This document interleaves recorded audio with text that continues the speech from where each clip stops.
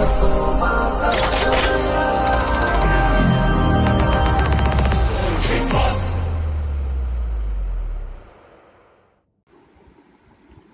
Guys, വീണ്ടും നമുക്ക് big boss talk promo ഉണ്ട്. ലാലേട്ടൻ പ്രമോ, നമുക്ക് അതൊന്ന് കണ്ടിട്ട് തിരിച്ചു വരാം. ഒന്ന് ആലോചിച്ച് നോക്കും, നമ്മുടെ സ്വന്തം ബിഗ് ബോസ് വീട്ടിലെ BB കമ്പനി ജ്യൂസ് മനസ്സ് നിറഞ്ഞ് കഴിക്കണം എന്ന് വിചാരിച്ചത്. പക്ഷെ അപ്പോഴേക്കും ജ്യൂസ് കമ്പനിയും കൂട്ടിച്ചു, തയ്യാറാക്കിയ ജ്യൂസും കളഞ്ഞു, കുപ്പികൾ നശിപ്പിച്ച് കളി കോളാമാറി. അല്ല, ഞാൻ ആലോചിക്കുകയാണ്, ഈ വീക്കിലി ടാസ്കുകളെല്ലാം അവർ തുടർച്ചയായി ഇങ്ങനെ പൊളിക്കുന്നതിന് എന്തും തകർക്കാൻ എളുപ്പമാണ്. തീർന്നില്ല, അടുക്കള പോരാട്ടങ്ങളിൽ ഇത്തവണ വെസൽ ടീമിന്റെ പാത്രം കഴുകൽ പോലും തമ്മിലടിയിൽ കലാശിച്ചു. ഇനിയുണ്ട് പലതും, എല്ലാം പറഞ്ഞാൽ എങ്ങനെ. ബിഗ് ബോസ് മലയാളം സീസൺ ഇല്ല, ഒന്നും പറയുന്നില്ല. പ്രാവശ്യം സെലിബ്രേഷൻ മൂഡിലാണ്. ലാലേട്ടൻ ഫെൽക്കെ അവാർഡ് വാങ്ങിച്ചതിൻ്റെ പേരിൽ പ്രാവശ്യം അങ്ങനെ വലിയ പ്രതീക്ഷയൊന്നുമില്ല.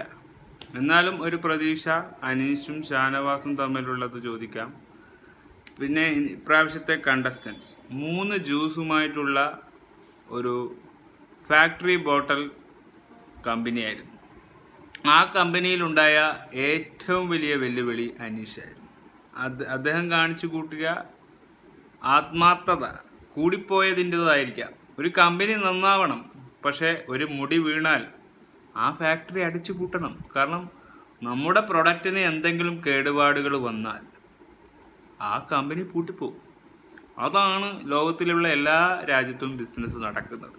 അത് ഇവിടെ ഒന്ന് ഒരു എക്സ്ട്രീമിലി നമ്മുടെ മുന്നിൽ കാണിച്ചു. അതാണ് ബിഗ് ബോസിൻ്റെ ഗെയിം, റിയാലിറ്റി ഉണ്ടാകുന്ന ഒരു റിയൽ ഗെയിം. അവിടെ അനീഷ് കുറച്ച് ആത്മാർത്ഥത കൂടിപ്പോയോ എന്നാണ് എനിക്ക് സംശയം.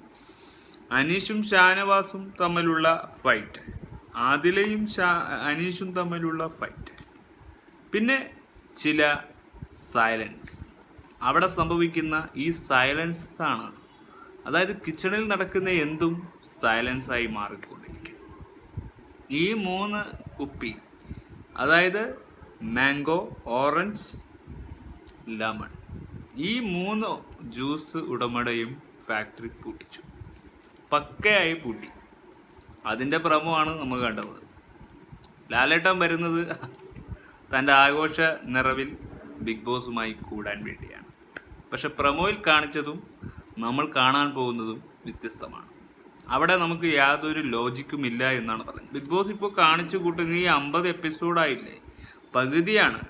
ഇനി നമ്മൾ കാര്യമായി കളിക്കുമെന്ന് പറഞ്ഞ അതേ ലാലേട്ടൻ തന്നെ വാക്കുകൾ തെറ്റിച്ചിരിക്കുകയാണ്. ഇത് ശരിയല്ല ലാലേട്ട. കാരണം ഇത്തരത്തിലും നമ്മൾ ഇങ്ങനെ ഒരു ഇൻസ്പയറായിട്ടൊരു ഷോ കാണുമ്പോൾ കാണികളെന്ന നിലയിലെങ്കിലും പ്രേക്ഷകരെന്ന നിലയിലും അത് ജഡ്ജ് ചെയ്യുന്ന നമുക്ക് എന്തെങ്കിലും കാര്യം വേണ്ടേ? ഇങ്ങനെ പോയാൽ ശരിയാവത്തില്ല.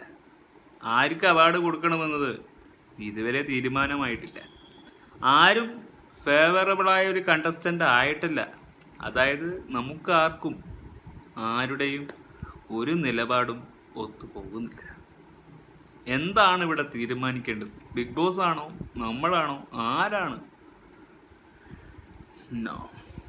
No answer. ഇവിടെ തീരുമാനങ്ങൾ നിങ്ങൾ എടുക്കണം. ബിഗ് ബോസ് നിങ്ങളാണ് കളിക്കേണ്ടത്.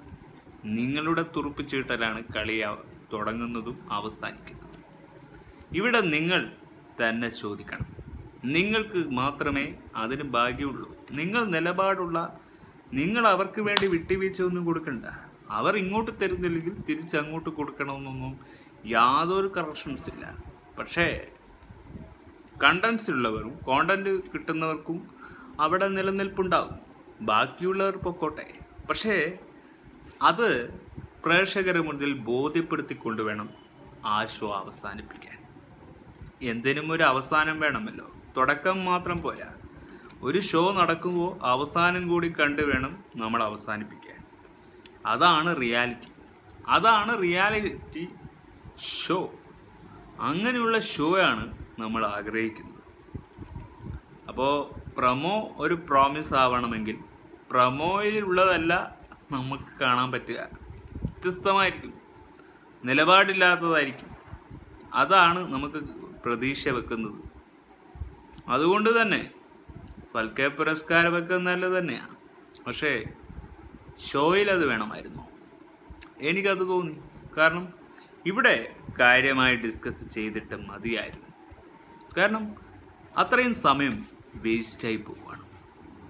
അപ്പോൾ നമുക്കത് കൊള്ളുന്നില്ല. പക്ഷെ ഈ പ്രോമിസായാൽ മതിയായിരുന്നു. അതിൽ പറഞ്ഞ കാര്യങ്ങൾ ഫാക്ടറിയുടെ കാര്യങ്ങളിലും വീക്കിലി ടാസ്കിൻ്റെ കാര്യങ്ങളിലും പിന്നെ അവിടെ നടന്നിരുന്ന കോൺട്രവേഴ്സിയായ കാര്യങ്ങളിലും ബിഗ് ബോസ് ഇടപെട്ടിട്ടില്ലെങ്കിൽ, ലാലേട്ടൻ ഇടപെട്ടിട്ടില്ലെങ്കിൽ അത് ഇഷ്യൂ ആവുകയില്ല. നമുക്കത് ലോജിക്കല്ലാത്തൊരു കണ്ടന്റ് ആവുകയെ. ഇങ്ങനെ പോയാൽ നമ്മളിത് പൂട്ടേണ്ടി വരും. ബിഗ് ബോസിൻ്റെ ബോട്ടെ അതങ്ങ് വേണ്ടാന്ന് വെക്കും. ആരും കപ്പ് കൊണ്ടുപോവില്ല. ബിഗ് ബോസ് തന്നെ കപ്പ് മടക്കി വെക്കേണ്ടി വരും. അതുകൊണ്ട് എന്ത് വേണം എന്നത് നിങ്ങൾ ചിന്തിക്കുക. നിങ്ങൾക്കാണതിൻ്റെ യഥാർത്ഥ ജിൻഡോ കഴിഞ്ഞ ജിൻഡോ ആവണമെന്നോ അഖിൽമാർ ആകണമെന്നോ നമ്മൾ ആഗ്രഹിക്കുന്നില്ല. ഫ്രഷേഴ്സിന് കപ്പ് കൊടുത്താൽ മതി. ലേഡി ആയാലും ആണായാലും അവിടെ കളിക്കണം. കളി അറിയുന്നവർക്ക് കപ്പ് കൊടുക്കണം. By four